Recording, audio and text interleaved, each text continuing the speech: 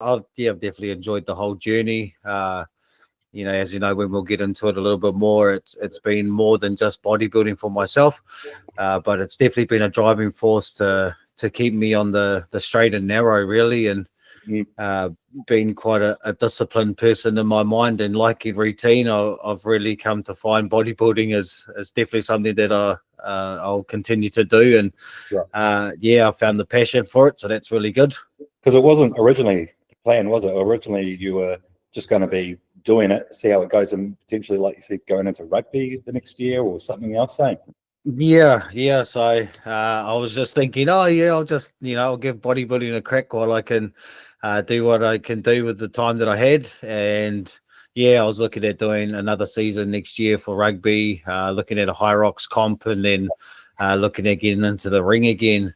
But now that I've competed and I've really caught that bug, and I see the parts of me that I really want to improve and come in better for next time. So now the bodybuilder now, I'm committed.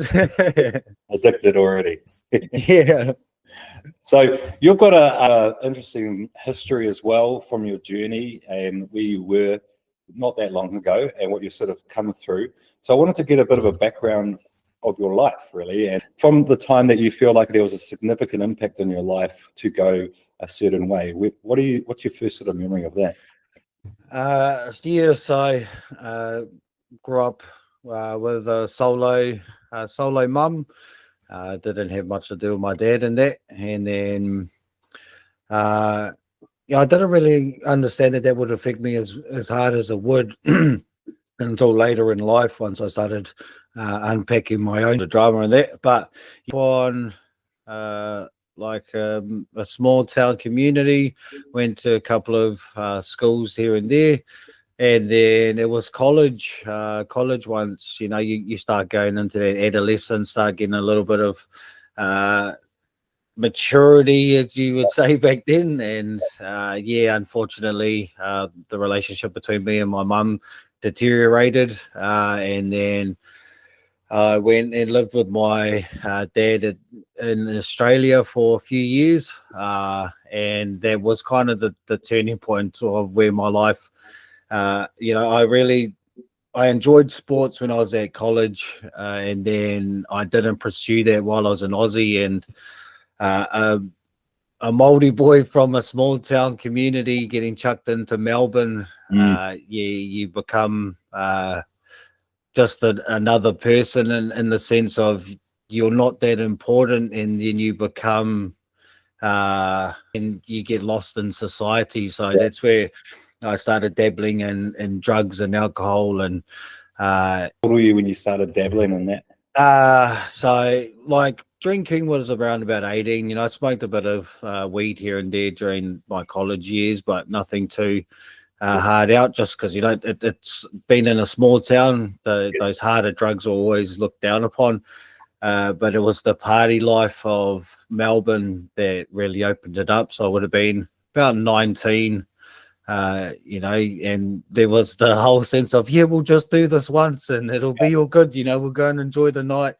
And it just snowballed from there. So, as they say, you try and chase that first high. So it started with, pressies. So just press pills. And then it got into speed, coke, and then eventually got into methamphetamine or P. I spent quite a lot of my adult life abusing drugs and alcohol, and all it was doing was just trying to suppress the mental health side of things. So it was trying to depress down, trying to depress down all, how they say men don't cry, men don't show emotion. So it was running to substances to try and push down everything. And as you know, they can't push it down for too long. It'll come and rear its head again, and it bites in the ass. It does. Yeah. So how long were you doing like that sort of life? How long did that go for? I calculated it to be, so I was over in Melbourne for 4.5 years. 4 of those years was smashing drugs, and then I eventually went to Aboriginal community for the last 6 months of living in Australia. So if you want to have a look on a map, there's Alice Springs and there's Kalgoorlie, and then there was 1,000 k's in between. Yeah. And it was just smack bang in the middle of there. It was just a little Aboriginal town called Warburton. Yeah. And we worked at a roadhouse there and worked at the local supermarket. Yeah. The reason I went there is my nan and her partner were all working out there, and I needed a change. You know, the life that I was living was getting me nowhere. Yeah. And so I was like, yep, I'll go and have a look. And yeah, it was a culture shock, to say the least. You know, like I know a lot of you know, Māoris and that say that we've had a hard deal from the government, and you know, we're fighting this and that, but the way that the Aboriginals have been treated over in Australia was shocking. You know, like it was just in the sense that the government just keep throwing money at them and expected them to be a change where, you know, there wasn't. It was quite heartbreaking in some aspects to see how degraded people can be towards each other. And so that was a good eye-opener. You know, it really made me appreciate what I had in life, you know, in the family that I had. But again, I wasn't in a good headspace, so I was out there touching brown snakes and riding motorbikes as fast as I could. And death wish type. Yeah, no, 100%. You know, that's one thing that really desensitized me from life and made me quite cold was the way that I was living. And my life for me at that time wasn't important, neither was anyone else's. You know, I got myself in a lot of situations where there was, you know, fights, and it was quite an ugly scene to live in. You know, I wouldn't recommend most people to go live in that, but you know, for myself, I'm grateful to have come through that sort of life, to have those experiences, so I know where rock bottom can be. So that was in Aussie, and you were 4.5 years in Aussie, and then you came back to New Zealand from there, was it? Yep. So I came back home and brought my partner at the time back with me. I kind of just gave her the ultimatum. I'm like, oh, I'm going home. You can come with me if you like, and she did. And then everything was all right for a little bit. I was still real cold. I was a real cold person. Like my relationship between my mum and my younger brother was really cold, and so within the first couple of years, I think my partner got pregnant, and I started dabbling again and getting into the rugby scene, and getting back into drugs and alcohol, and it's kind of just spiraled out of there. So I was with my partner for 8 years. We had 2 kids. And unfortunately for them, you know, I chose drugs and alcohol over them, and continued down their path, and had a couple of mental breakdowns throughout that period. And then in one of my I'd say one of my $1 million ideas was to get them to move back to Aussie, because, you know, her parents and that were there. And I was like, just go back and I'll clean myself up and it'll be all good. And that never happened. You know, it was kind of like a subconscious excuse in some regard to like get rid of a responsibility, so you could just focus on like doing the drugs, or, you know, taking you away from reality a little bit. Yeah, most definitely. You know, like, 'cause unpacking that part of me nowadays is seeing it for what it is. And I chose, you know, because for me I was becoming a dad that even I didn't want. You know, like, I grew up without mine, but I didn't want to be that person. And so, you know, the intention there was to just get them away from me while I was going through this part of my life. See yourself as a good enough role model person to be that father figure. Yeah, but the problem was is I didn't change my behaviors and my habits while I was doing it. I still chose that lifestyle instead of just stopping that lifestyle and going, yep, I'll clean up myself here and we'll do this together. Yeah, I still continued that life, and it ultimately led me down to separating with their mum. They still live over in Aussie, which has become quite hard. As you know, like we'll get into the next stages of my life. So get into Australia now is come near impossible. yeah, But yeah, in the hindsight, I know things have to happen for a reason. But it's one of my biggest, kind of regrets in life, or things that, how they say, if you had a magic wand, if you could do something different, it would definitely, put my kids first. yeah, But they're doing really well. I have, some sort of contact here and there, yeah. but they're both thriving in the environment that they have. It's just, like I know what it's like to grow up without a dad, and so, it's unfortunate that they've gone through the same situation. Yes, yeah. Mm. So your relationship with them right now, obviously not probably what you want it to be, but do you feel like it's improving over the last couple of years as well?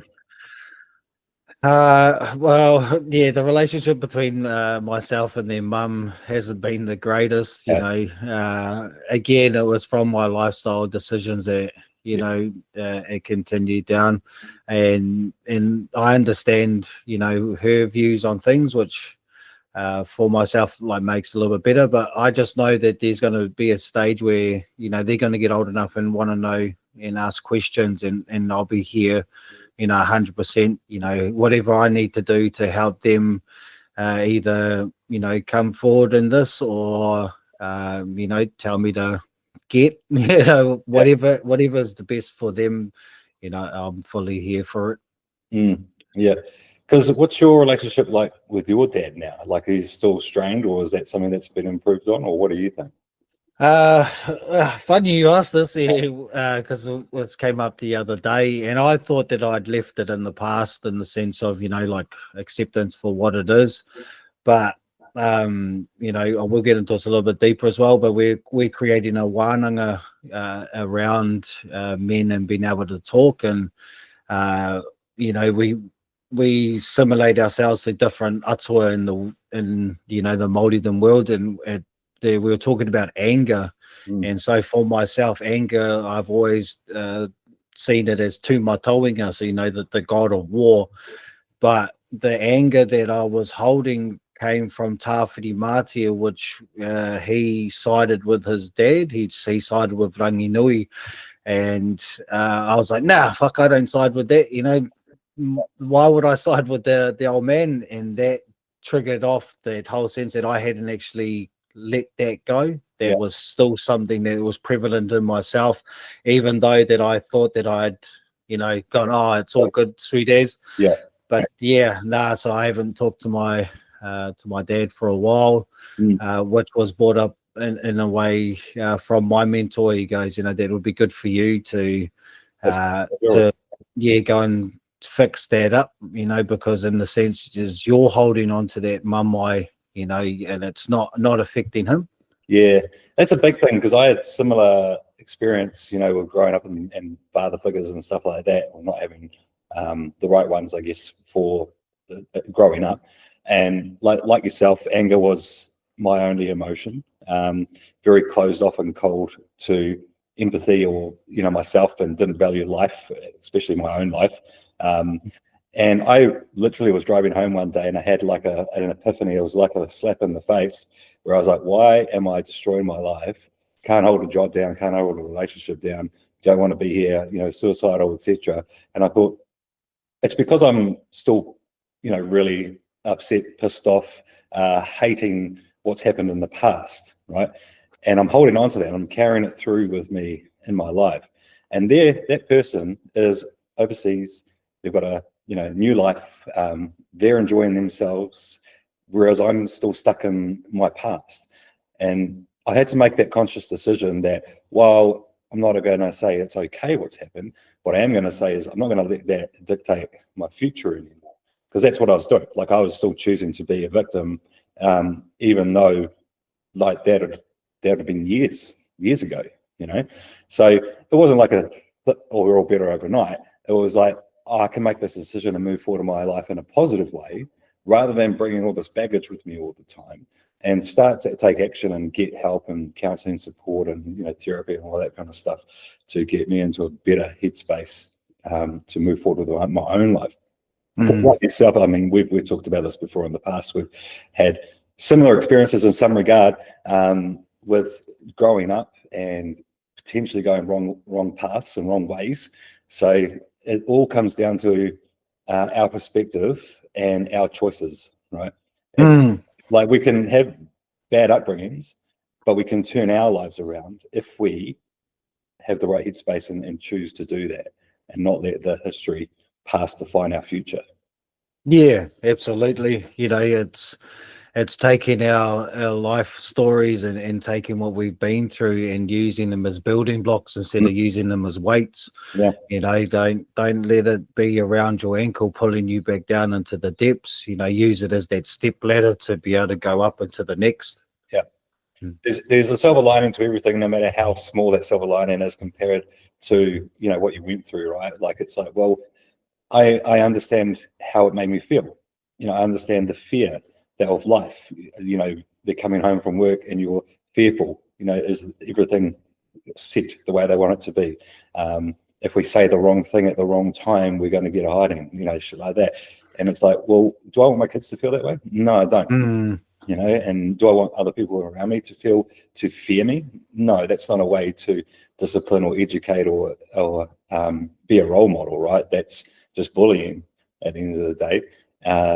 So, you know, you can take those learnings, and while it's not a nice experience that you've gone through, you go, well, I don't do that. You know, I know what not to do. So I've got to do it differently. Yeah, unfortunately. So, you know, once my kids and that had left, I got into another relationship within, I don't know, I think 6 months. And yeah, that became quite the bullying, abusive one. And while being with that partner, you know, that's when I joined the gang. Yeah. What gang did you join? So I joined the Mongol Wild Riders, the Central Hawke's Bay chapter. I was one of the original 6 to make that chapter. Again, for myself, was I was just yearning to belong to something. You know, I was looking for that brotherhood. I was looking for you know, that kind of help, but not in the sense of, because I'd really gone down the counselors, the psychiatrist, been on medication. I'd gone down that path, and I didn't find that was anything helpful for me. But yeah, being in that camaraderie, or being in that, you know, surrounded by like-minded men, as I thought, oh yeah, you know, I found a belonging that I'm going to be okay with, which, you know, like, the positive sense of it is our bylaws was, you know, whānau mahi first and no pee, so you couldn't be on hard drugs, and so that cleaned me up on being on the hard drugs. Just I hadn't fixed any of the underlying traumas that were, you know, why I was in the substance and alcohol abuse. So for myself, it just pretty much gave me a real big stick to swing when I wanted to. And yeah, I became very ugly and very cold. I was definitely not a good partner. And, you know, like, there's different people in different aspects of my life that will say, oh no, but you were all good here and there. We always thought you were this and that. And so for myself, you know, unpacking that is knowing that I would show different people different things. And yeah, I think that was just masking who I was really being at home. And yeah, unfortunately, you know, like, I really became an ugly person. And then within a year of being a patch member, I became the sergeant at arms. And so, as you know, that coming with that kind of rank and responsibility is you have to go and do things that most society would look down upon. But there was just the role and responsibilities that I had taken on. And again, being that cold person kind of helped me in that sense, but it also didn't come off too well. Yeah. And Okay. So was that the relationship that she was also one of the distributors for a lot of the drugs as well? Yeah. So coming down into that story is, so I was a patch member for 7 years. And then coming to the end of it, I got arrested for dealing A class, B class, C class drugs and having weapon charges. So what was happening is we were selling quantities of like weed in that, and then smaller quantities of A and B drugs, where for myself the distribution side of the A and B was just pretty much me smashing it. I wasn't really distributing it, but it became like under investigation for like 3 months. And so they had all the messages and calls and that. And so, so I got arrested for that. There was quite an interesting story for myself, is how quick you can go from just living one life and then all of a sudden be in prison. Because I was doing a re-up, so I was doing a pickup, which was I'd normally travel to either like Auckland or Hamilton and bring it back down into Hawke's Bay, and I was just driving along the Napier Taupo Road, and all I remember was it was just another day, nearly getting home, and then I looked in the rear vision mirror, nothing, and then I looked back again, and I just saw a row of cop cars. There would have been about 10, and I was like, "Oh shit, something's going on!" And then I went to go and pull over. I went to go and pull over, and car pitted me in, and yelling at me to pull over and all that sort of stuff. And I was quite calm in the sense, but reality started hitting, and the cops had got out, and they had all the M4s out and all the armed defenders, and they had all the dogs and that are out as well. And I was like, I still hadn't really realized what was going on until it was like, we just got busted now. And so that was that was definitely an interesting part of my life, was getting arrested. I still had a laugh though, because it started raining, and I'm like, "Oh, you guys got to pick the better day to pull me over, because now we're all getting wet." And they went to go and put the handcuffs on me, and I was quite a larger human back then, so they had to double up the handcuffs because one set didn't fit me. And then I thought that was quite funny, even though in hindsight it was not a good thing that happened. But I'm like, oh, you got to have a bit of a laugh. Learn from mistakes, no matter how bad they've been. And I think that's the thing I really like about your story, is that you're open about mistakes you've made. You don't make excuses, but you use those mistakes as learning outcomes for you in your future and moving forward in the right way now. No, 100%. I always say that going to prison was the best thing that happened to me, because I was able to. So that was the first time I'd ever been in prison, and I was only in there for 6 weeks. But in that 6 weeks, I understood who I was, because we were in a split regime. So that means we were accused and convicted were down the same wing, and so we were only allowed out 3 hours a day. And so if you're locked up with yourself 21 hours, you'll find out what kind of company you are, and you'll come to find that everything that's kind of happened in your life, other than other outside aspects, is it's your choosing to live that life. And so I really understood that this was my chance to take what I'd gone through. And there was 2 paths I could have taken, really. Is I could have continued down that life once I got out and just become that. I could have just seen that was all I'll ever be, or use that situation and go, this is where I never want to be again. and obviously I took the ladder. And yeah, so for 2 years I was in prison for 6 weeks, and then I was granted EM bail until I got sentenced, and then I was on EM bail for, I think it was about a year, round about that. Then I was sentenced to 10 months home D. And yeah, that's when we were kind of working together during the bodybuilding. But yeah, as you can see, I chuck all my accolades in the back. So I got my diploma in life coaching. I got my personal trainer certificate. Yep. Then I got my applied diploma in health and fitness, and these other four at the bottom are my electives. Yes. And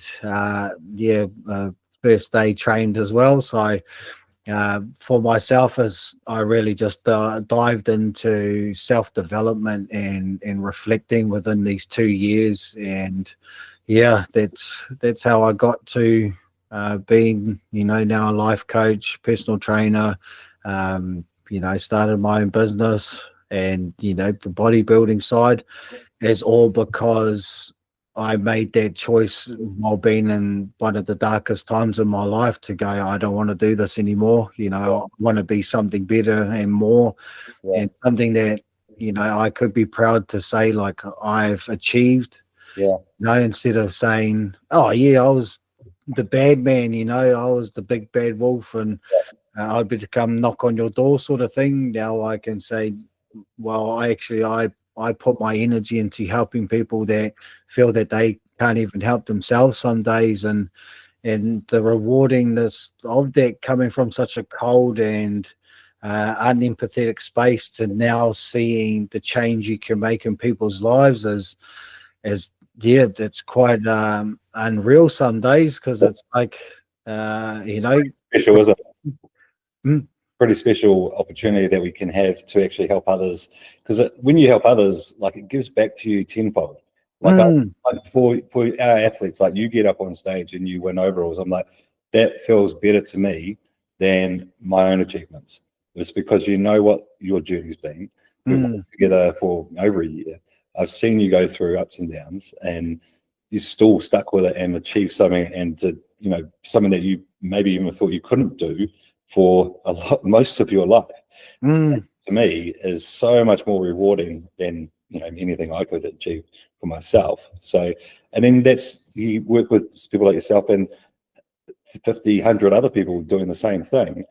How much does it give back to you? That you help others, it only benefits you. And big thing with social media and just society is that people are very quick to try and bring people down or pull them to their level, but they're actually doing themselves a disservice that whole time as well, because they're just pushing themselves down. But if they can uplift someone, even if that person that they perceive as doing better than them, they say, "Hey, fucking good job, you're a millionaire. Well done. Congratulations, man. That's so cool."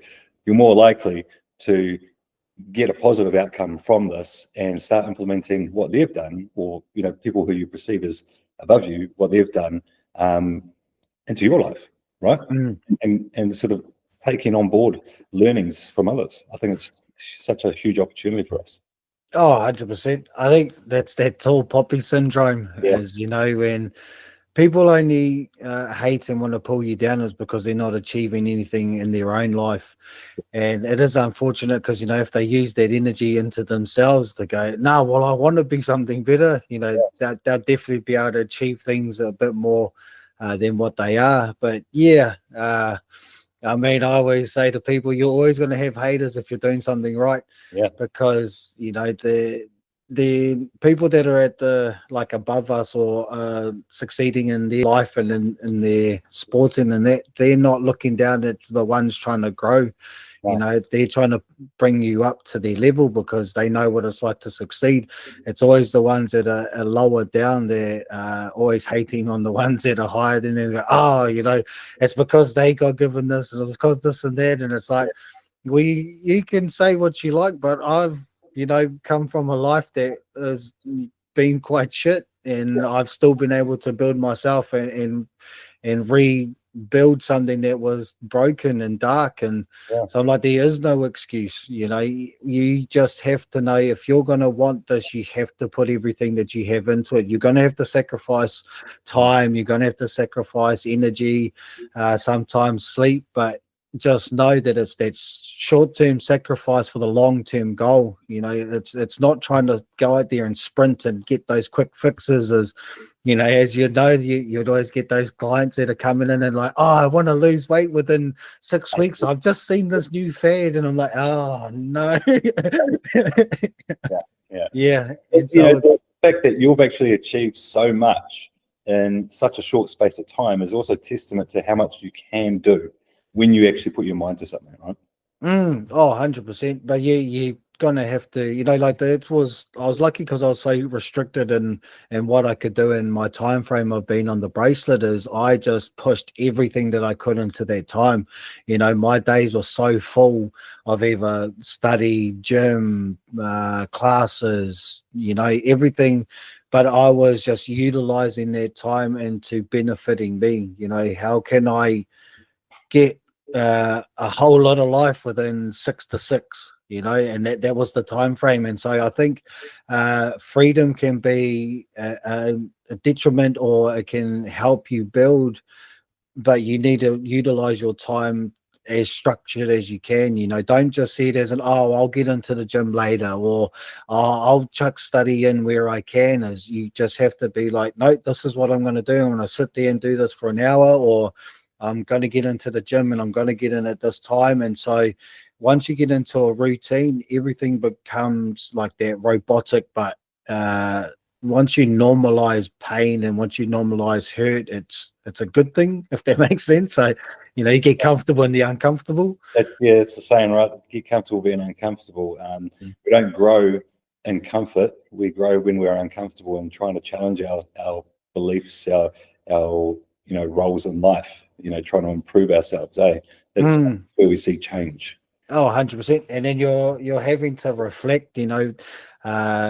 The self-reflection is one of the biggest things that I hold on to today. Is anytime that I feel that I'm like in my head with something, or I'm feeling like, this is quite overwhelming, is reflect. Why are we feeling like this?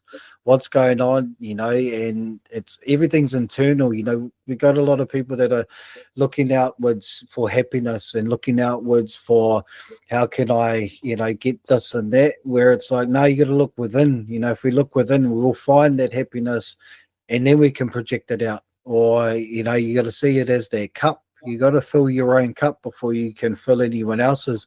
Because if you're walking around with a depleted cup or an empty cup, how are you expecting to give those people that are important to you, or those loved ones, the best version of yourself when you can't even give that to you? Yeah, got to help yourself first, right? And it's a big thing. The classic analogy is when you're in an airplane, the oxygen masks drop, you got to put your own first. You help someone else. And it's the same thing in life. If, like you say, if you can't help yourself, you're no good to anyone else. I want to give everything to everyone else, and that's great. Well, not really, but it's a nice thought that you want to give so much to other people. That's really selfless. However, you must first prioritize yourself to be able to give enough and keep giving to other people, because if you don't, you're going to burn out, and then you're no good to anyone. With your past, right? Just going back with the gang side of things. When did you get out, and what was the decision for you to get out, and how did that process happen? Was it like a, hey guys, I'm done, and then they were like, yes, sweet as bro, see you later? What happened? So while I was in prison, I got no love in that from the bros, and when you're in there, you'll come to find who's real and who's not. And so for that whole period, I didn't hear from anyone. It wasn't until I got out. I was on non-association, but I had a good bro of mine, and he was kind of like, oh, yeah, I'll just come and quickly have a talk. Yeah. And so he started filling me in on things that had been said and were happening while I was inside. And so for me, I was like, nah, that's not what I signed up for, sort of thing. That's not a brotherhood. You're telling me that oh, love you, my brother, that's us forever. And then once I actually needed you, ghost mode. So Yeah, I just stuck to myself. I had a talk with my cap a couple of times, and I expressed how I felt and my views on things. And, it was kind of left there. I was just waiting to get off my sentencing and that to have a kind of like an official kind of talk per se.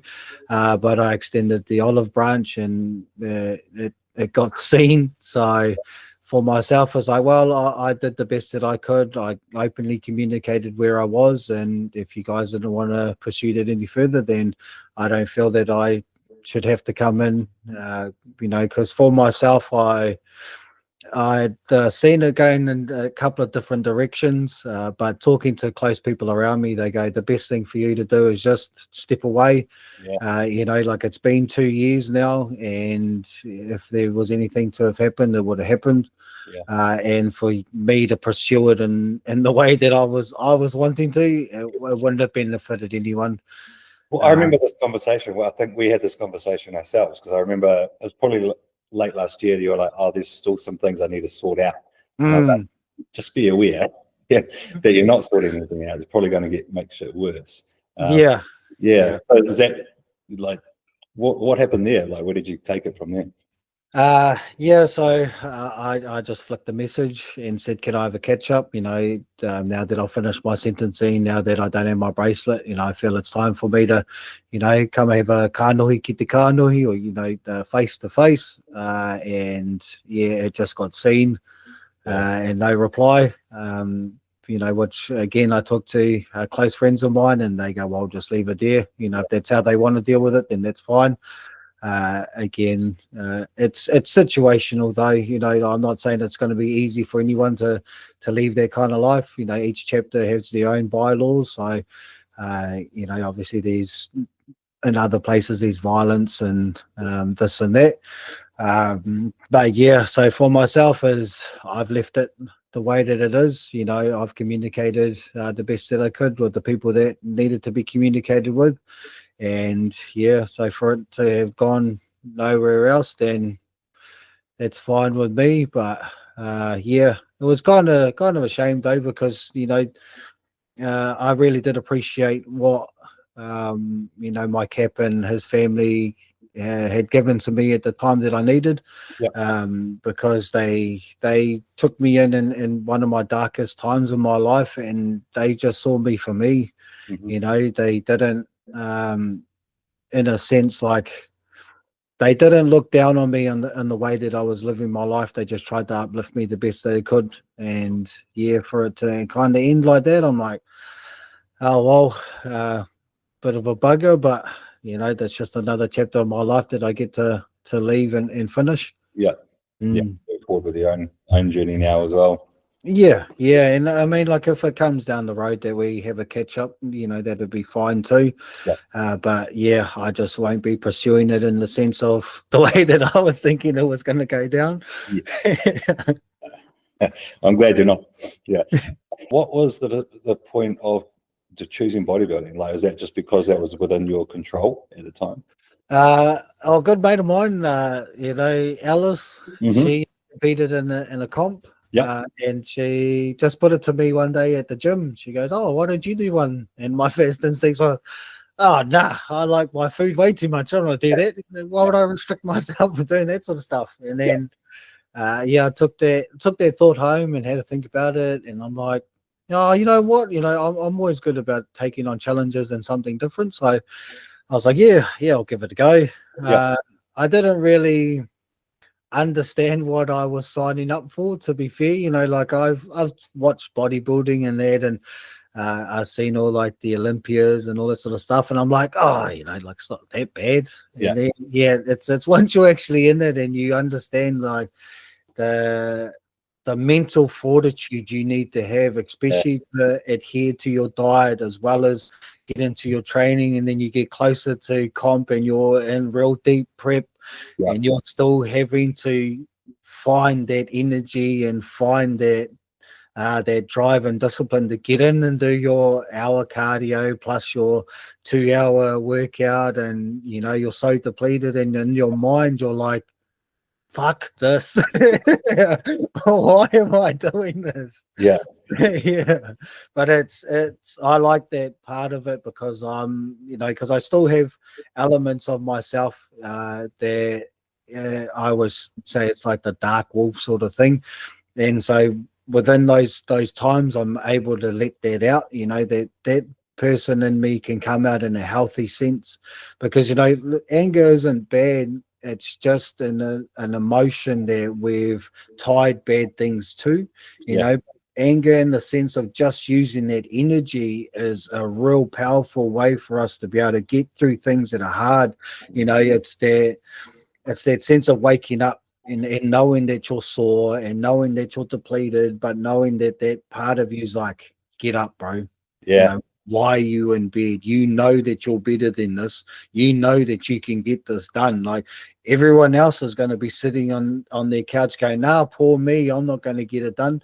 And then it's holding that energy. You go, yeah, I am actually going to get that in there. I'm going to go and get that in there. And then seeing that, I always said to myself, this is the difference between first and third.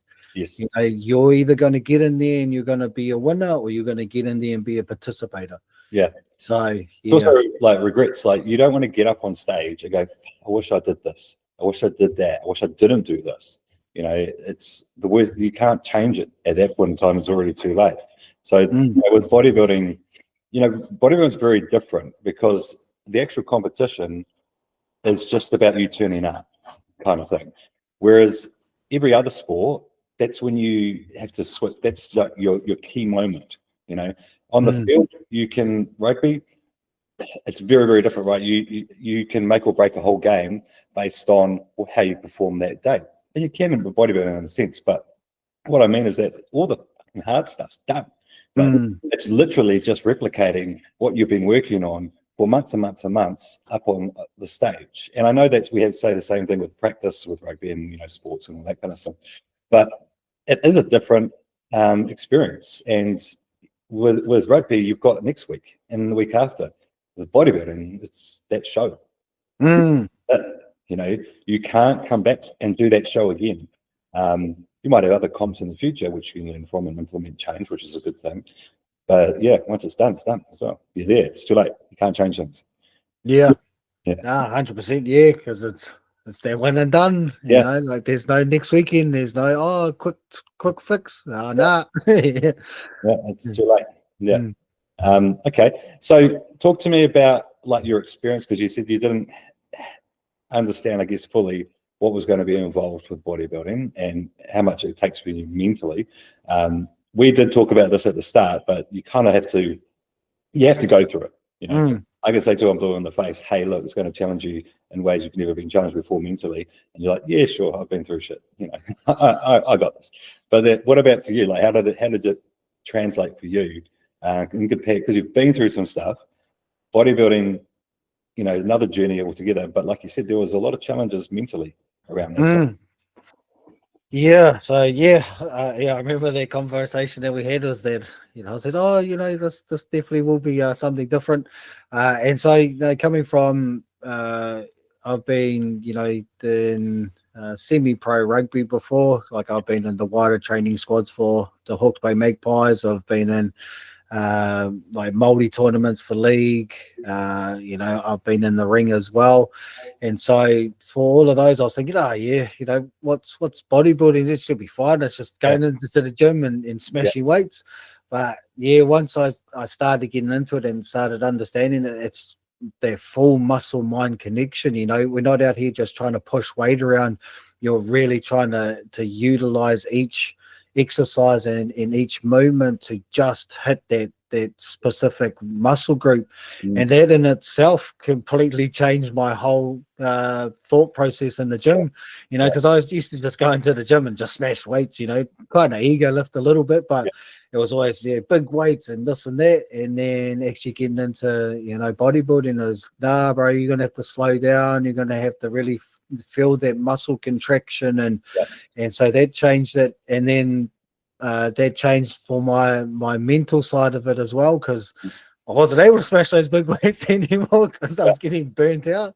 Yeah. And so having to be humble and picking up those, 2-3 kilo dumbbells and straining in the, what are they, the Y. Yes. Yeah, Yeah. yeah. And I'm like, oh no, I'm going to go hide in the corner of the gym because I don't want anyone to see me with the 2 or 3 kilos. Yeah. That really brought me back down to earth. But then it was, the mental side of things when it comes to bodybuilding is knowing that there's nothing stopping me from going out and eating and doing what I want, or me not getting those last couple of reps in, or just lying to myself and saying I've done my best. There's nothing actually stopping me from doing that. It's all in yourself. It's, you have to just be like, I'm going to get this done. And that's what I really did enjoy about it, because it showed me another side of myself where I was able to take things that I'd gone through in life and implemented it in that sense of going, well, I was that one to push, like the alcohol and substance abuse. I was happily that guy to go and grab that beer or go and grab that bag or whatever. And now I can use it in the sense of I'm strong enough to say I don't need that. I'm strong enough to go, no, I don't need that Kai that looks really yum and smells great down the road, or I'm able to tell myself, get that next couple of reps in, because that's where we're going to build. That's that first and third. And so, yeah, bodybuilding just really opened me up into the virtues that I had in myself that were always there. It's just I was pushing them into, the other side of life. Yeah, absolutely. Yeah. And you're right. Yeah, it is always a choice you got to make every single day for the whole time you're in a prep. Like, you can choose to not do the prep one day. But what are the consequences? And I always ask this to people, like, choose the food or the goal. So sometimes you might choose the food over the goal. And depending on the situation, that might be a fair choice. Like, if you're not in prep and you're going to a 21st or your birthday or 40th or whatever it is, right? Choosing the birthday with the food and the drinks is fine, right? It's not a bad thing as long as we realign ourselves afterwards and don't let that birthday turn into a week or something. But in bodybuilding, you don't really have as much flexibility, or like there's a lot more rigidity in the structure and the plans that we need to adhere to. So while you still have that option, the consequence of that choice is a lot higher, and it takes more from you every time you make the wrong choice. So that can be quite hard mentally, and it does. And bodybuilding is also very isolating. It's a very individual sport, whereas other sport, you're in a team, you share experiences, and if you are having the greatest day, you've got 14 other people to sort of pick you up and take the slack. There's nothing like that in bodybuilding. Like, yeah, you've got a coach. We talk. We have plans. We have structure and accountability. But it's still you getting your ass up in the morning, going to the gym, eating the food. At the end of the day, you could have gone home, had KFC, and I wouldn't have known because you wouldn't have said anything. So it takes a lot of communication and trust and honesty and integrity to do bodybuilding, both with yourself and with those people that are on the journey with you. No, yeah, 100%. You're right. It's it's quite a selfish sport in the sense of I had to put myself first. People had to get sacrificed. Time with my partner. Even walking my dog became a bit of a. I know you're gonna have to wait, bro. Yeah. Because you have to put 100% into yourself. Because it's. Once you get onto that stage, it's you're on the stage. You as a coach couldn't come and stand on the stage with me.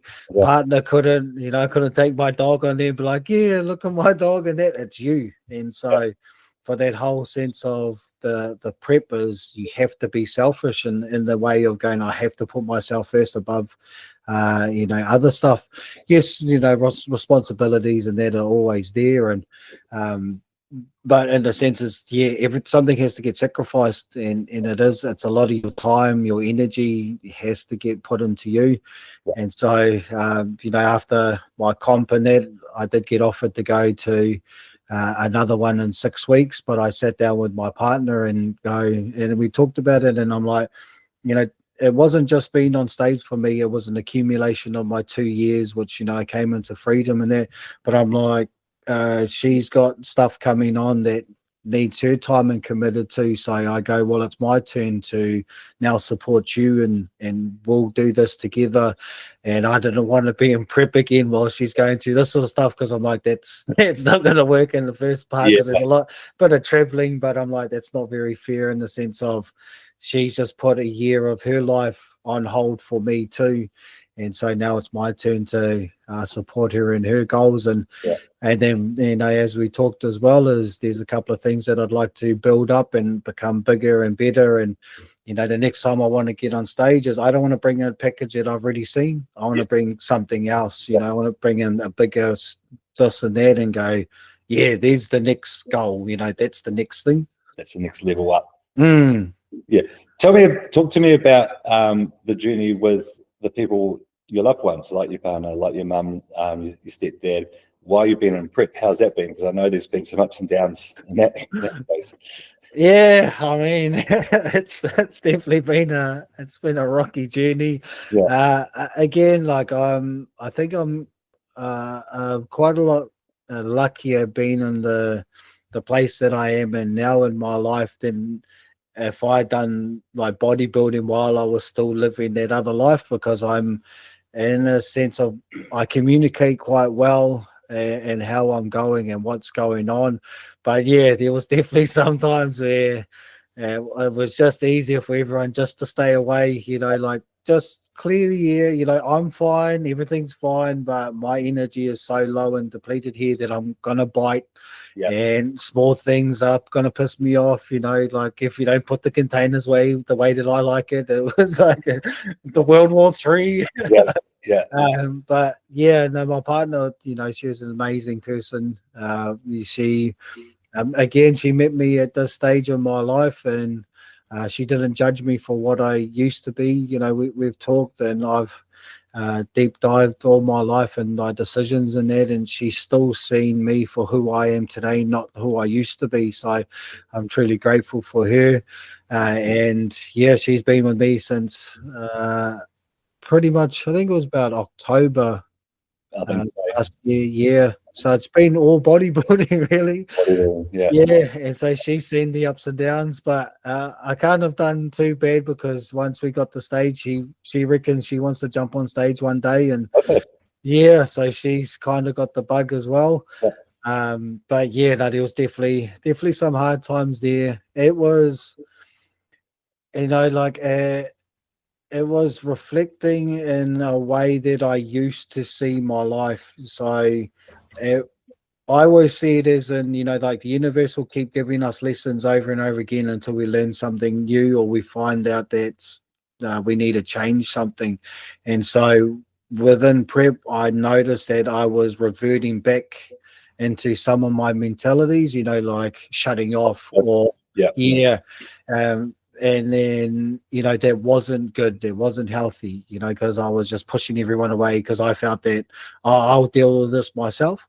But really it wasn't. It was just understanding that this is still a choice that I'm making, and like we were talking before, at any stage I could stop this, but it's not everyone else around me's fault. So don't bite at them because you're making a decision to deplete yourself out and then not have energy and all that sort of stuff. So there was some good learnings for me, was able to work that a bit better. But yeah, there was still work ons. There was still different. Always is work ons. I think that's the thing with life, is that you're never going to be perfect, right? It's always about trying to develop ourselves and bring ourselves up to the next level. But that's also why bodybuilding is so good, because like we say, it does challenge you in so many ways, in ways that you're not going to be challenged in everyday life. You learn so much more about yourself, what you're truly capable of, and actually able to implement behavior change in really hard like states, depletion, lack of energy, just insecurity, overwhelmedness for that journey.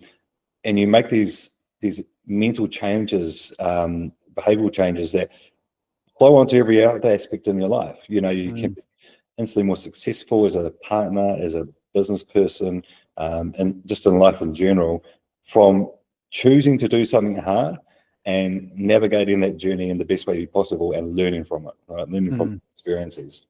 Yeah, 100%. You mentioned this at the start and what you're kind of implementing for men to be able to communicate. Tell me more about that.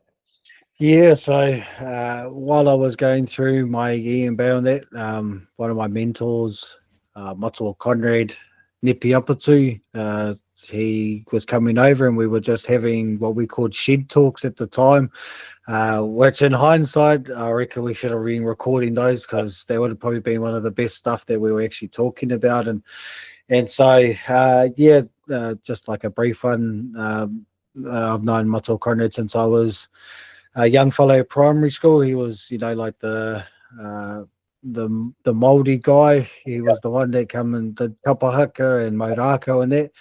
He's also my younger brother's uncle, and so we have a family tie there. But so for Matua Conrad, he was pretty much one of those male role models that I looked up to throughout my life, and especially through college. As my relationship with my mum deteriorated. I lived at different people's houses, so Matua Conrad was one of them. And yeah, we kind of had a relationship where I always just idolized him in the way that he lived his life, because again, he had come through like a lot of anger and mama and that growing up.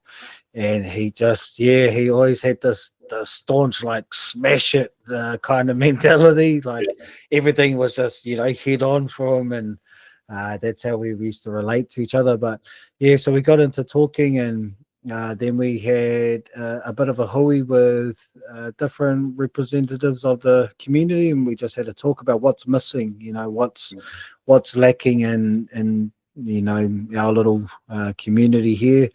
And a lot of it came up to men having spaces to just be men, and so what we were creating was a space where we'd have like our shed talks on a Tuesday, and then we would do some Maurako stuff on a Thursday. And so now we've actually created a wānanga, so it's called Te Tū Takarangi. And so the Takarangi design is, you'll see it sometimes in the doorway to a marae or whare, but it's two kuru patterns like kind of intertwined, but then it has spaces in the middle. Yeah. And so what that represents is the sun rays filtering down to treetops to allow the undergrowth to grow. So you're aspiring to the light essentially.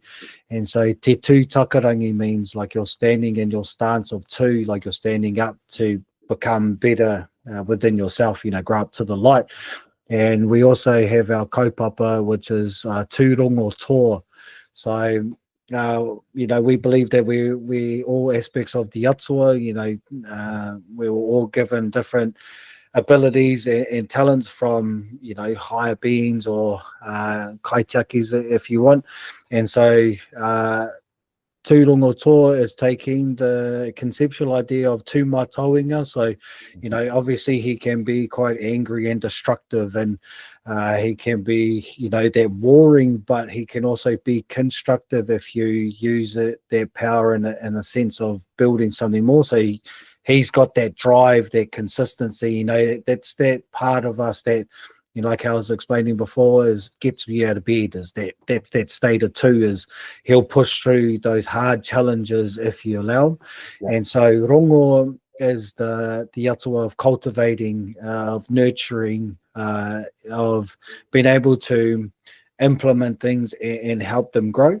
And so for tūrongo tō is taking the constructive elements of tū mātauranga, but cultivating it with the state of rongo, so using that energy into something better. Yeah. So we're using that anger, that drive, that sense of two, but cultivating it into how can I use this to be a better person. And so yeah, that's where our wānangas come from, is tūrongo tō, with the conceptual idea of the tū takarangi. And so we're allowing our space of being just men, being us, and we're using it as a driving force. So we're using Modako as a driving force to that. So we're of September, yeah, yeah. It's just going to be like a taste tester just to see what the what the community is wanting, if they want to jump in or not. And that's another grounding thing for myself, because that this connection that I'd had with my dad, as he's the Māori side of me, so I never really grew up knowing who I was and being able to identify in that sense. And so being able to do this is allowing me to ground myself into who I am without having to go and push that element for myself as of yet. It's allowed me to find out who I am within me, ground myself, and then look at it in a positive sense of going, oh well, looks like I do need to go in and mend those bridges in my own sort of sense. Yeah, because it's not about the living as well that we need to integrate ourselves back into. It's about our ancestors that came before them, disconnecting ourselves from the parts of us that are alive. Like, for my dad is disconnecting me from his dad and his granddad and my grandmas and all of that, and it's not their fault for what had happened. So don't hold that energy, because you're cutting off a whole aspect of your life that you could find yourself in. That part of you's missing, so you need to fix that up. Okay, so that's on the 6th of September. And I guess is it sort of like just a space, like you said, for men to come in and talk and share, or just hang out? What are you guys sort of planning? Yeah, so it's just finding it, finding space within yourself. So, taking all the elements that we were talking about and knowing that it's okay just to be you, because we have this the societal view that men have to be the provider, and men have to hold this down, and men have to do this and that, and they got to go out and be here, where we're finding that the essence of just being you is getting lost, because it's getting pressured into, you have to be this and you have to do that. And unfortunately is we have the wahine getting pushed into being more self-sufficient, and you don't need a man, you could do everything that a man can do, which takes away the balance of the family dynamic of our strengths, the wahine's weakness, and the wahine's strengths are our weaknesses. It's coinciding together, knowing that we aren't here to compete with each other, we're here to create. And so that's just another place for us to be able to come in and build ourselves up, to be able to be the best versions of ourselves, to then be a healthy partner, or to then not have those societal expectations taking it away from who we really are. And so it's building from within it to out. It's a big thing, that what you just said, with society implications and what's expected or not expected, and the changes that we've seen recently as well in society. Partnerships is exactly what the word is. It's a partnership, right? Together to have a better team. Instead of doing it myself, I am stronger with Amber. She's got her strengths and weaknesses, I've got my strengths and weaknesses, and together we fit together like a puzzle to create the whole picture. And then as you go in life, other people can come in and add to your puzzle as well. Kids, family, all that kind of stuff. So, and that's what it should be for all of society, not just your family, partner. Because the old saying of it takes a community to raise children, I believe, is very, very true. We've kind of gone away from a lot of that kind of belief or way things are done these days. But at the end of the day, if I see another child struggling or upset, why wouldn't I try and help them and support them? And same for my kids, and vice versa if they're doing something wrong. So hey, it's not okay, it's not acceptable. Treat them the same as I would treat my children, with respect and courtesy, but also making sure that they're not out there being destructive and hurting others as well at the same time. We have a responsibility as a society to uplift and bring everyone together into the way we want society to be, rather than siloing people and this is our group, you don't have anything to do with us anymore because of these reasons, whatever it is. Yeah, it's easy to conquer a divided country than it is to fight a united one. Yeah. And yeah, I don't like using the word relationship either, because it kind of stipulates that you rely on the other person for happiness. Yeah. And so, I always use partnership, because like how you're saying is, you both bring your strengths together and then you work together to become a team. Which I think, again, that's another thing that gets lost is, society says that you have to be like this and you have to be like that, and then it's people who judge as well, as they see something that's working differently to what they expect, and then they think that it's going to be a downfall. Yes. And it's, as if people just put so much energy into themselves as they do, commenting and pushing their views on other people, would be fine. Yeah. For me, and how I live now and to how I used to live, is knowing that any day can be the day you make a change, as if you're willing to make a change. For myself, change has come in different aspects of, I didn't want to live this life anymore that I was living, so that changed. There was the forced change, being in prison, getting locked down, that's a forced. You have to make that change. It is, you can either be this and that's all you'll ever be, or you can take this as an opportunity to change. But I think, people need to just give themselves more of a moment to understand who they want to be and know that they can achieve it if they're willing to. It's not being stuck in the rat race for the rest of your life and go, get to retirement age and then you want to live your life. Is going, if you're actually about wanting to change your life, you can.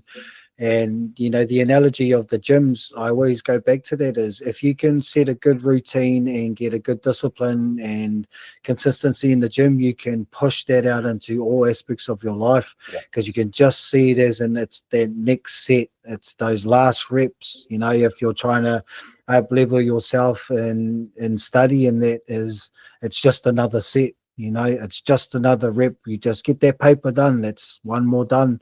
But know that while you go down this road of change, it's ugly and it sucks, because you have to look at yourself and know that the shitty things that you've done in life has come from you, and you've chosen them.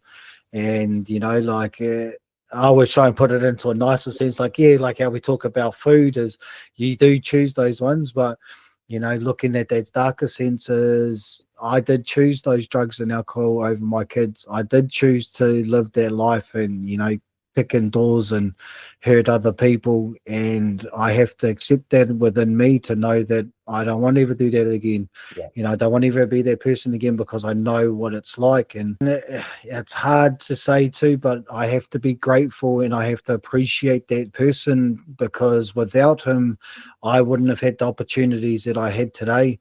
Without those experiences that I did live through, I wouldn't be the person that I can say I am. And that can be quite a hard one, because looking back and understanding those things that I have done in life, I'm like, man, I'd want to just beat myself up, sort of thing. I'd want to chuck myself in the boot if I had a chance to meet me. But it's knowing in those, then I am who I am today because of that. So well, that's your learning outcome from it, right? And it's the same thing. Like, I have exactly the same thought process as well. Like, I'm grateful that I went through stuff, because it's made me who I am today. I saw this post on Facebook a wee while ago. Is that one of my mates? He's like, I wish, my past was different and I didn't have the abusive father, the poor upbringing, all that kind of stuff. I'm like, and I said to him, why? It's part of your life. It's part of your history. You can't change it. What you can do, though, is you can learn from it and utilize those learnings to improve your own life in a better way. Because when do we learn? Well, we learn from mistakes, both our own and others. So every challenge, every mistake is an opportunity to learn more and grow more as a person. So if we can harness that, and use it productively, we can achieve more than we ever thought possible. And like you're testament to that as well in such a short time. Jump back to your thing you were doing with the men to help build that community up. Now, this is something that I myself struggled with for years and years and years, and still to some degree do.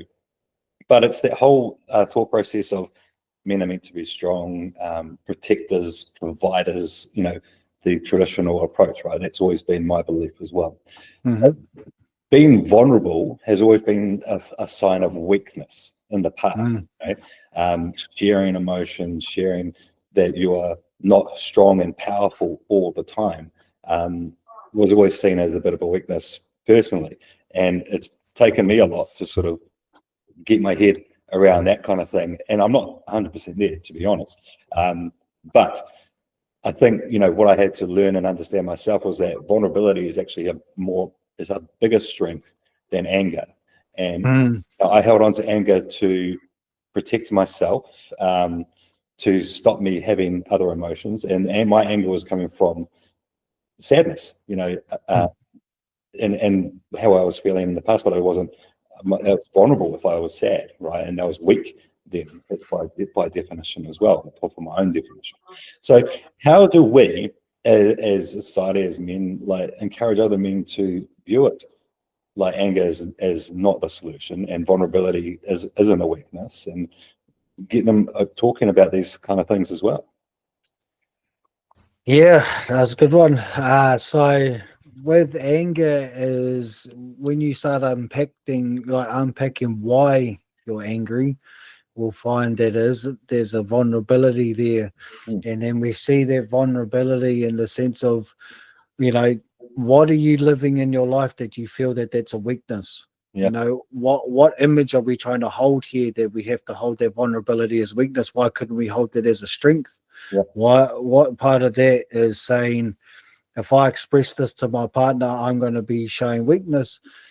It's kind of goes to hand in hand. If you have a toxic, I would say the toxic relationships, because I don't think toxic partnerships are quite there. But if you have a toxic relationship, yes, that can become a detriment to your relationship, because if you're competing with your partner, they're trying to find ammo, they're trying to find chinks in your armor, and so that vulnerability will be used against you, because I've lived in those kind of relationships where it has been, it's just going tit for tat.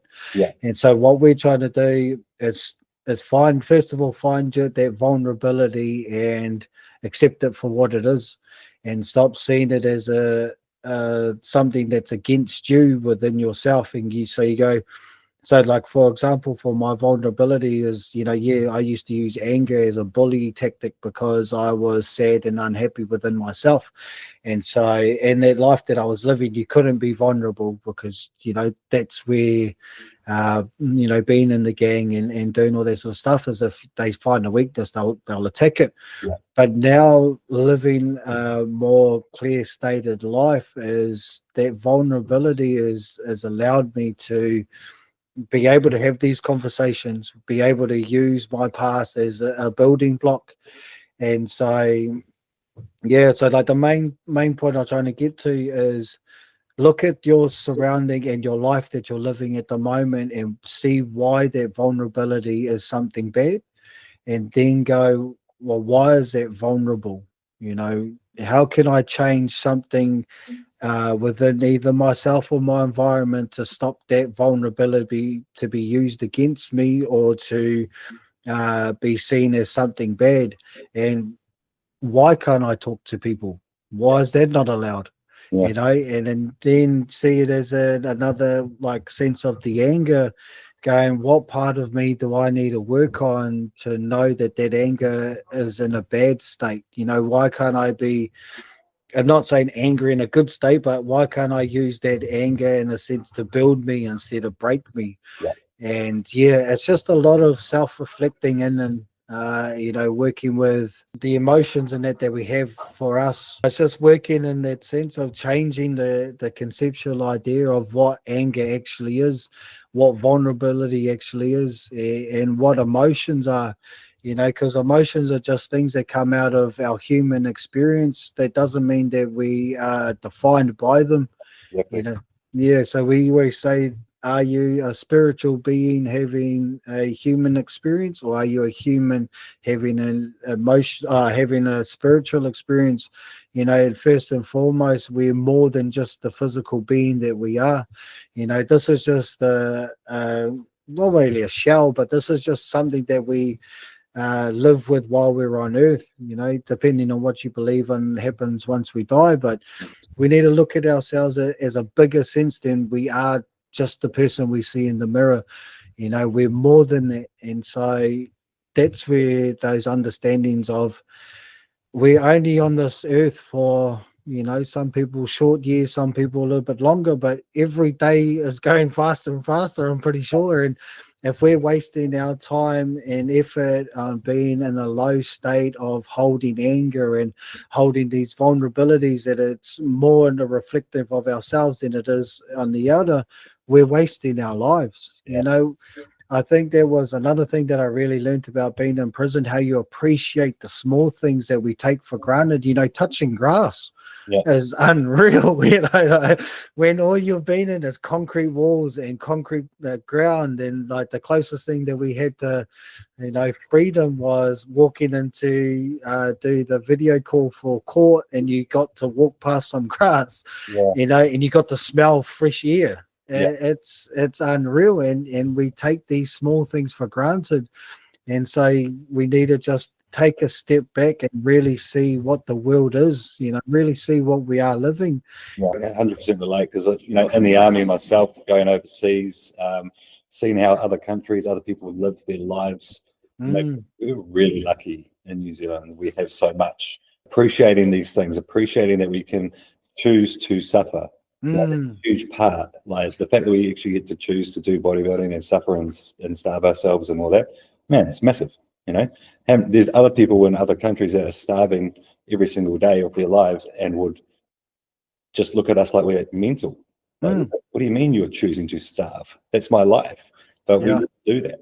Was another thing that I took out of bodybuilding was appreciating the fact that I'm an able-bodied person that can get in and put myself through pain and discomfort. We have people that are lying in hospital that wish they had just one more day to be able to enjoy that life, or be able to have that able-bodiedness to do what we do. And it's once we start seeing the bigger picture of life, our small time sacrifices aren't even that hard. It's not. It's really not. Yeah, and the fact we get to choose to do it is even more powerful once you accept that. So I think that's a big part of it. Yeah.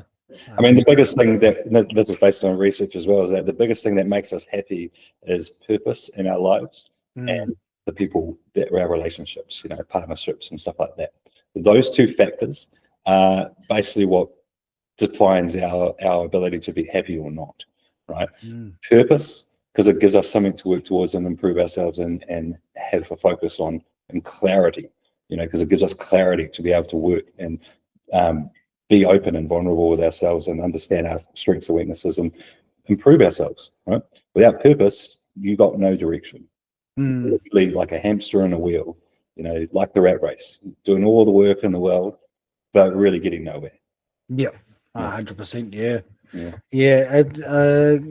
I kind of changed what I was looking for when it comes to happiness as well. My one is I'm just looking for things that bring me peace, because I feel happiness for myself was I was striving for something that I didn't actually know what I was looking for. To be happy is, how do you explain happiness?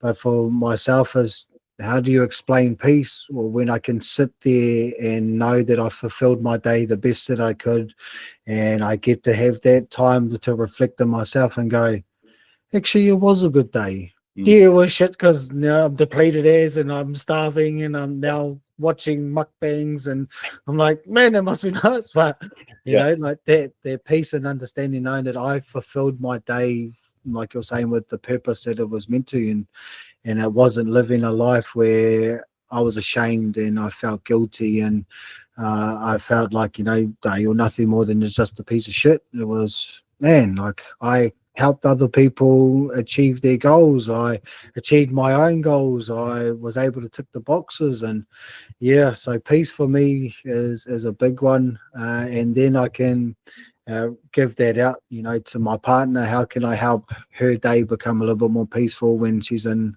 you know, the chaos? Or yeah, how can I help other people find, you know, their own inner peace too? Mm. Yeah, such a huge part of what we get to do as coaches, eh? Yeah. Yeah.